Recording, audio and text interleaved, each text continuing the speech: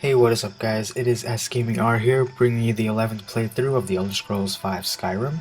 We are where we left off last episode after visiting after starting a quest missing in action, a quest involving the Battleborns and the Greymanes, two different clans of Whiterun. Last episode I told you guys I was not going to continue with this quest until after I had finished a couple more main story quests. After watching this now, it turns out I lied. We are going to be doing this missing in action quest, which is to recover Thorald from the Northwatch Keep, which doesn't get its name for no reason. It is very in the north of Skyrim. Like, we're going to be doing a lot of traveling. So this episode is all traveling. There's not too much. If you guys remember in the beginning of the episode when I escaped from the first mini dungeon with Hadvar, my Hadvar was glitched and he went the wrong way, unfortunately. This means that we did not go the way we were supposed to go, and if we had gone the way we were supposed to go, we should have come across the 3 different standing stones. 3 out of 13, I believe, in Skyrim.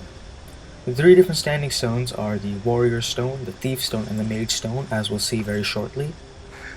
And what these allow you to do is, if you touch a certain standing stone, it improves your abilities in that standing stone, in that certain area forever, but by 20%. So here they are, 3 different standing stones. It's like a tongue twister. The Guardian Stones. Thief Stone, Mage Stone, and Warrior Stone.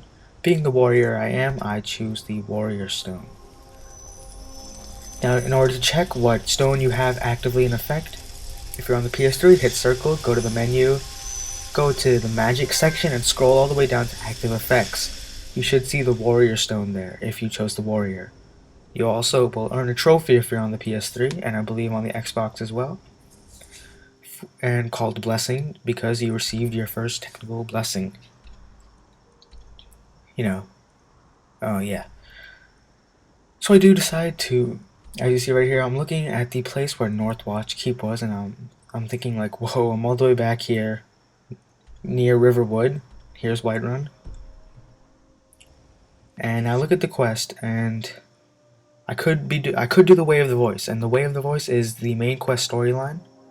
And then right here I decide, might as well do the Greymane and Battleborn quest. Now, I had a problem. Miscellaneous quest, if you guys don't know how to activate these, you would just click on miscellaneous quest and then select the certain miscellaneous quest you want to do. But that's for a different time, as we're not doing miscellaneous quests right now. Northwatch Keep is in the middle of nowhere, so the closest way to get here would be to go to Solitude. And however, I do not have Solitude discovered, so this is where we use our common logic. And obviously, Solitude is a big city. And as we know, as I've explained in a previous episode, at the Whiterun stables, there is a man. I kept accidentally clicking Whiterun here. You can zoom in if this happens, if you on the PS3 R2. There's a man in the Whiterun stables, not this guy. You can buy a horse from that guy, but this guy here in this carriage, this cart, talk to him, and he can take you to any of the holds in Skyrim. As he said right there.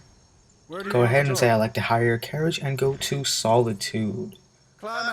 Luckily, it's only 20 gold instead of the 50 for some of the places. Thank God for that.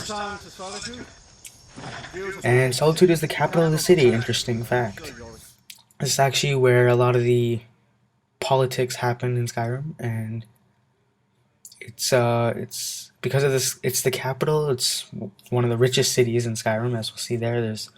This is also where the Thalmor Embassy, which is the High Elves, reside. And it's funny because the Thalmor Embassy owned the Northwatch Keep, where we're going, where Thorald is held captive. So right here, before I decided to follow clairvoyance to the Northwatch Keep, I decided I wanted to discover Solitude first. Because once I discover it, I would never have to use the carriage to get back there. I could just fast travel there. I suggest you guys do this whenever you use the carriage to go to a new hold. Just go inside the city at least once so you can discover it. and therefore you will never have to pay any gold again. Very useful. Just gonna quickly go inside.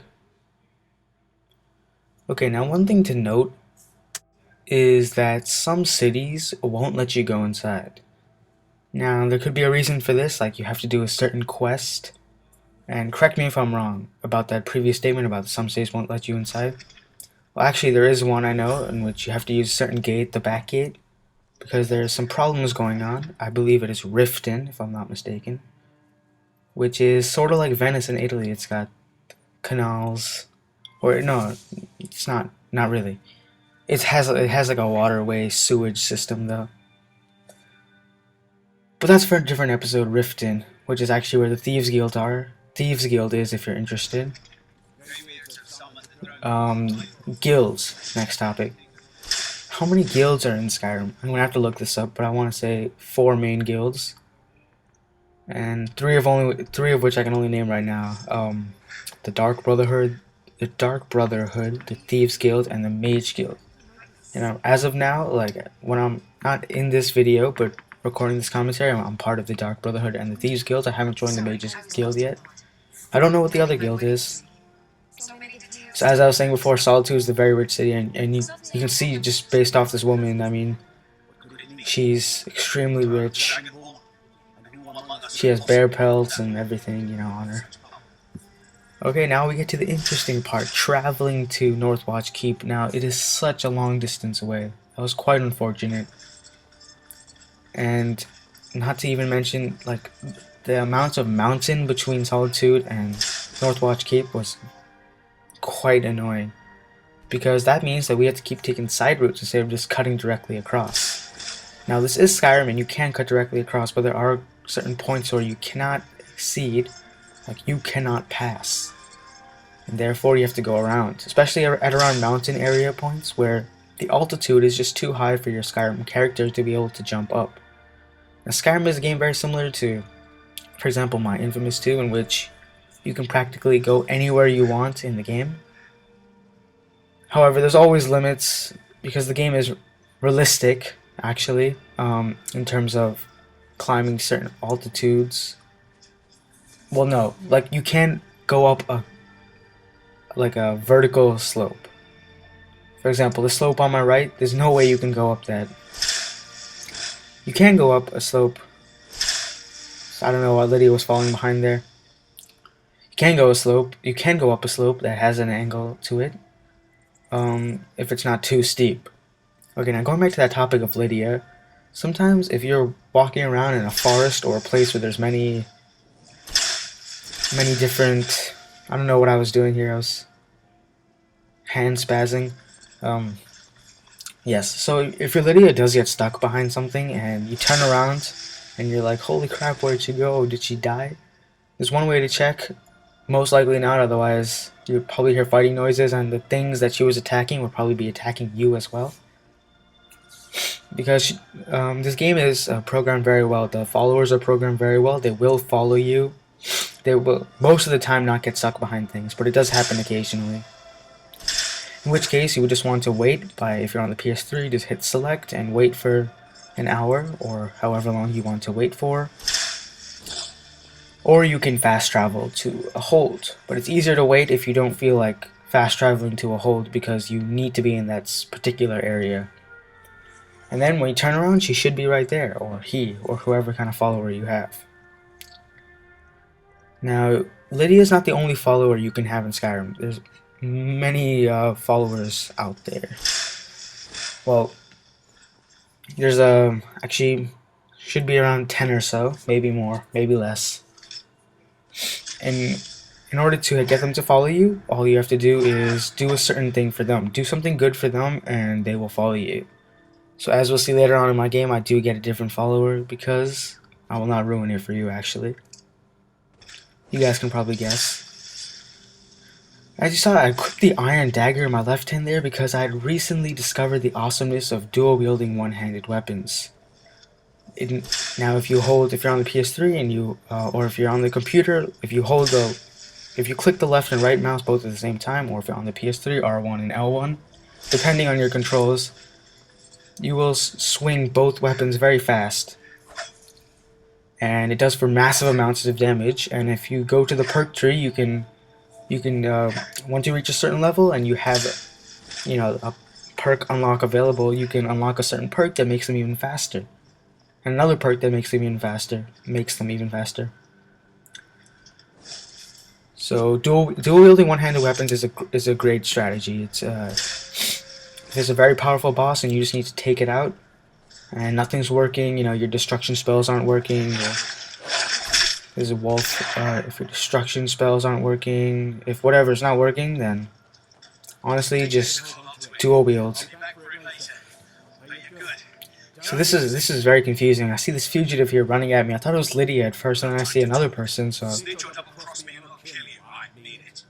I have no idea what's going on here. This fugitive has just given me an iron greatsword of souls, which means that if you kill someone, it has a chance to capture their soul, which is very useful actually, in order to fill up soul gems, which are used for enchanting. And the reason he is running is because he stole that weapon from a hunter. And now hunters are people, I believe we've seen one. We have not seen one actually. Hunters are people who roam around the areas of Skyrim, generally these snowy areas, but there are many in forests, and I've seen a couple in caves even. Blood on the ice, blood on the snow. I was like, what the hell? This does mean that someone or something is dying nearby. You can always just follow the blood if you're curious. Big blood here. Anyway, back to the subject of hunters. So yes, they will roam around, and they do sell stuff such as bear pelts, wolf pelts, food such as salmon, venison, meat, pork, etc. This wolf came out of nowhere, which kind of startled me as I didn't really see it. One sure way of checking is just to check your radar at the top. Red dot means there's an enemy nearby. This doesn't apply in cities with the guards or people because they will not instantly attack you. Anything that will instantly attack you when it comes in sight will come up as an enemy.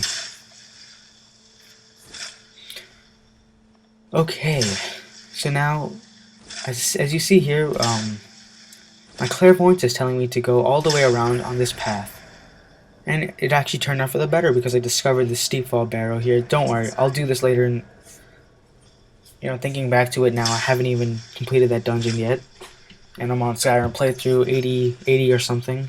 I have 80 videos recorded as of now.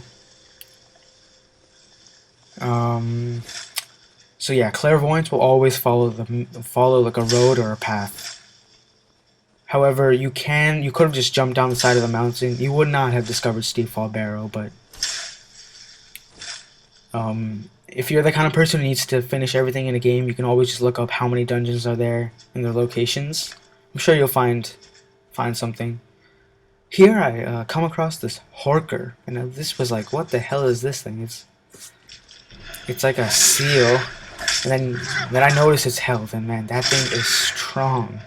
Or it's kind of a tank. It's not really strong, it's very weak. However, just dual wielding my destruction spells here, I easily take it out. And this is one of the hunters I was talking about. And he is following that fugitive who gave me the Iron Great Sword of Souls. Now you can do two things. You can give him the souls, tell him three things. You can tell him where the fugitive is, give him the weapon that the fugitive gives you, or just lie. So I don't know why I lied there. I should have actually given the weapon to him because... No, sorry, opposite. You want to keep this weapon because as far as I know, the fugitive does not come back to you to take his weapon. Okay. So guys, we are looking around now. As you see, the Northwatch Keep is to the south. I don't know why I'm facing this way. I must have had some sort of purpose. And we've actually gotten pretty close, which is good. We're not that far away, so next episode I'll tell you what we do. We get there, we arrive, and we raid the North Keep dungeon? Yeah, crap, I forgot the name. Anyhow, all I meant to say was that we complete the next quest next episode. So guys, thanks for watching. This was Skyrim Playthrough 11, brought to you by SgamingR. Please join me next episode for Skyrim Playthrough 12.